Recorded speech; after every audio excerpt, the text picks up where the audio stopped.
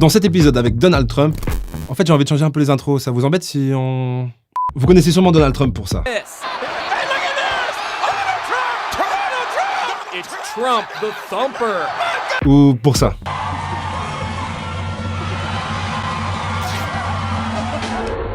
Ou encore pour ça.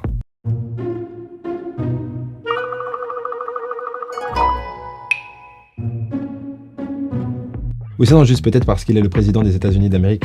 Juste peut-être pour ça. Dans tous les cas, vous l'avez compris, dans cet épisode, vous allez découvrir comment Donald Trump est passé de l'ombre à la lumière alors qu'il était déjà serial entrepreneur. Une histoire palpitante. En avant les charrettes.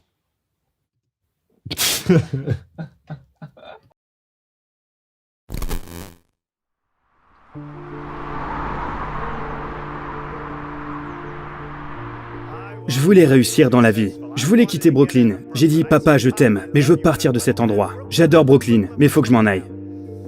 Et j'adore ces bâtiments. Je les observais depuis le Queens ou Brooklyn. Je voyais ces grands bâtiments, ces grands gratte-ciel à Manhattan. J'ai dit, papa, c'est ce que je veux faire. C'est ce que je voulais faire. Et tout est possible. Je vais vous raconter une histoire. Il y a environ 8 ans, NBC et Mark Burnett sont venus me voir pour faire une émission qu'ils avaient appelée The Apprentice. Et j'avais un agent très coté. C'était un agent génial. Et Mark Burnett et moi, on s'est serré la main. Et NBC voulait absolument le faire. Et ils m'ont dit, on le fera seulement si on le fait avec toi, Trump. On ne veut que toi, personne d'autre. Donc j'étais honoré. Et j'ai dit, ok, je vais le faire. La télévision, j'y connaissais rien. Rien du tout. Donc, mon agent m'appelle. J'ai cru entendre que t'avais accepté de faire The Apprentice. Il est hors de question que tu le fasses. J'ai dit, t'es viré. Il est encore plus dur que moi en affaires. Je lui ai dit, mais j'ai attendu un peu avant de le faire. Donc Jim m'a dit, Donald, dans l'histoire de la télévision, jamais une émission sur le business comme celle que tu essaies de faire n'a marché en prime time. Il faut que tu t'en rendes compte. J'ai dit, j'aurais aimé que tu me le dises plus tôt. Puis il m'a dit, seulement 3% des émissions télé marchent véritablement. Donc en d'autres termes, ce sera probablement un échec dans tous les cas. Ce sera forcément un échec. Je suis ton agent et je ne veux pas que tu fasses cette émission. Donc je lui ai dit, en fait Jim, il y a un problème. J'ai passé un accord avec NBC et j'ai serré la main de Mark Burnett, qui est aussi connu pour avoir fait Koh-Lanta US, qui est une autre émission géniale. Je préfère The Apprentice, mais ça, c'est qu'un détail. Je lui ai dit, j'ai passé un accord avec eux. Il m'a répondu, ça n'a pas d'importance, tu ne peux pas le faire. Le temps passe, on tourne l'émission, elle est diffusée.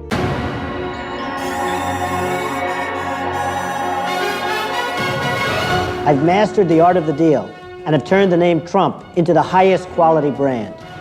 And as the master, I want to pass along my knowledge to somebody else. I'm looking for The Apprentice. C'est la 10e émission la plus regardée. Puis la 8e.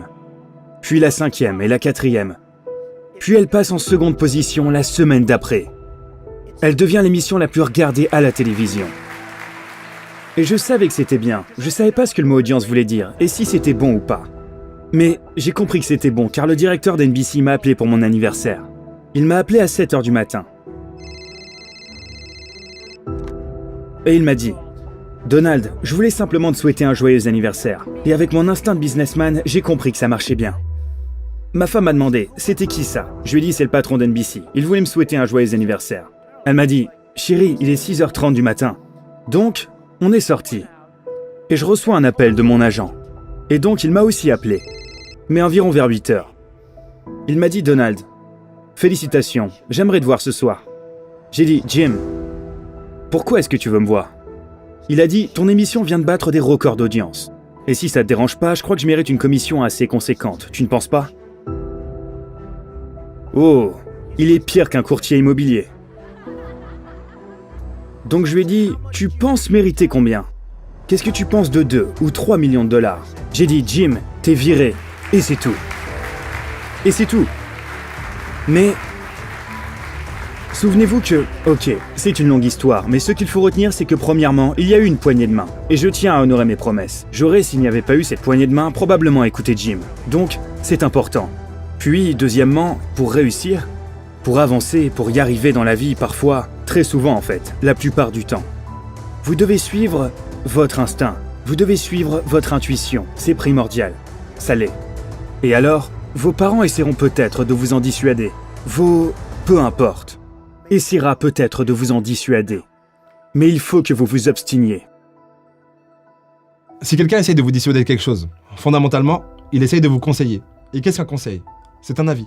Et qu'est-ce qu'un avis? C'est une perspective. Et qu'est-ce qu'une perspective?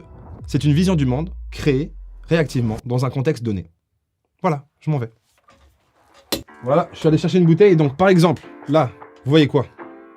Certains d'entre vous diront San Pellegrinos. D'autres diront je vois une étoile rouge. Moi je dirais je vois un code barre. Tout ça, ce sont des perspectives. Mais la bouteille n'est ni l'étoile rouge, ni San Pellegrinos, ni le code barre. Elle est toutes ces perspectives en même temps. C'est pas si simple à comprendre, alors ne vous agitez pas chez vous. Ne vous agitez pas. Merde. Il n'y a pas de S à Pellegrinos. Ce sera Pellegrinos avec 2 S. Alors t'as vu, je t'avais bien dit, l'erreur n'existe pas. C'est qu'une question de perspective. Donc si je reprends ce que Donald Trump disait, numéro 1, suis toujours ton instinct. Numéro 2, ne laisse personne te dissuader. Et crois-moi, avec ces 2 points, tu vas en casser des gueules.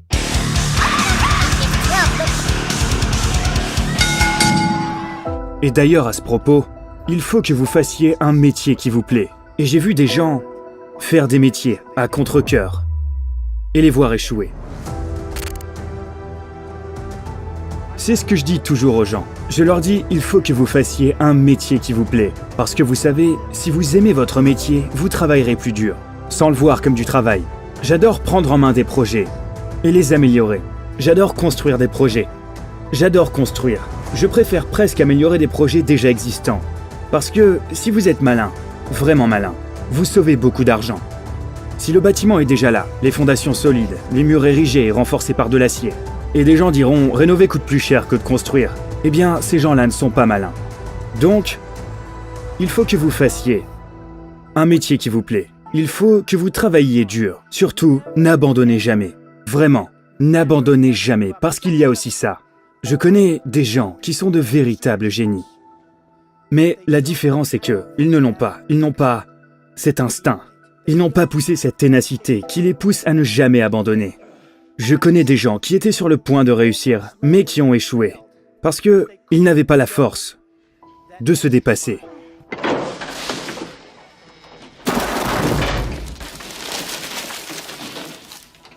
Mais j'ai aussi des amis qui sont très intelligents, mais incapables de gérer la pression. Et dans ce cas-là, ils devraient travailler pour quelqu'un, faire du bon travail et mener une vie paisible. Parce que j'ai tendance à penser que c'est quelque chose d'inné, la capacité à gérer la pression. Si vous n'y arrivez pas, ce n'est pas grave. Et l'une des choses que je dis aux gens à propos de cette pression, c'est souvenez-vous que ça n'a pas d'importance. Dieu est important, votre famille est importante. Le reste n'a pas d'importance. Et si tu penses qu'il y a certaines personnes qui disent « il faut que je réussisse », il le faut. Ils ne réussiront jamais. C'est trop éprouvant pour eux. Ils n'ont pas les idées claires. Vous voyez ce que je veux dire. Pour moi, un des super pouvoirs de Donald Trump, c'est sa capacité à redéfinir constamment qu'est-ce qui est important pour lui et qu'est-ce qui ne l'est pas. Et je pense que ça pourrait être bien de redéfinir ensemble, maintenant, qu'est-ce que ça veut dire abandonner. Je vais vous le dire très précisément. Comment est-ce qu'une personne veut quelque chose et arrive au stade d'abandonner? Vous croyez qu'elle se lève comme ça un matin et qu'elle se dit « Une idée, j'abandonne !» Non, je crois pas que ce soit comme ça que ça se passe. En vrai, pour moi, abandonner, c'est juste oublier. Oublier ce qui compte pour vous. Et pour moi, oublier ce qui compte pour vous, réellement ce que ça veut dire vous oublier vous-même. Parce qu'aucune obligation, aucune forme de divertissement pourra remplacer le vide que laissera vos rêves inachevés. Donc, quelque part, vous devez être en mesure de vous dire « rien n'a vraiment d'importance, si ce n'est les fondamentaux ». Soyez toujours passionné. Vous devez être passionné par votre famille, par votre vie, par votre religion, peu importe ce que c'est, mais c'est essentiel d'être passionné. Il faut que vous preniez du plaisir, ok? Et donc, pour être un gagnant, et vous êtes tous des gagnants, il faut avoir une mentalité de gagnant. Aller à contre-courant, c'est génial, mais seulement si ça marche. Et ça ne marche pas à tous les coups. Et il faut être malin si vous voulez aller à contre-courant, parce que vous allez faire face à beaucoup de gens très malins. Mais si ça marche, vous n'en ressortirez que grandi. Que ce soit Microsoft ou Google. Je veux dire, il y a tellement de gens qui ont frappé fort en allant à contre-courant. Mais vous devez vous faire confiance. Vous devez être fait pour ça. Il y a très peu de gens qui sont capables d'y arriver. Mais quand vous y arrivez, c'est juste génial. Ça vaut aussi pour l'immobilier, d'aller à contre-courant. Les gens vendent, vous achetez. Et ça tourne à votre avantage. Nous sommes ici sur cette planète que pour très peu de temps. Et le succès est quelque chose qui apporte vraiment beaucoup de plaisir. Et donc, lorsque vous réussissez quelque chose, c'est génial. Mais ensuite, il faut passer au projet suivant. C'est très important, toujours aller de l'avant. J'ai toujours cru au bienfait de la pensée positive. Mais en même temps, je ne veux pas induire en erreur. Je crois aussi au fait d'aspirer à, quand vous entreprenez quelque chose, aspirer à vous protéger d'un éventuel revers. Vous ne pouvez pas juste être ce gars génial qui croit que tout est positif, parce que, malheureusement, c'est pas comme ça que ça marche dans ce monde. J'aime rappeler aux gens d'envisager les éventuels problèmes. Comme ça, une fois qu'ils apparaissent, vous serez prêts.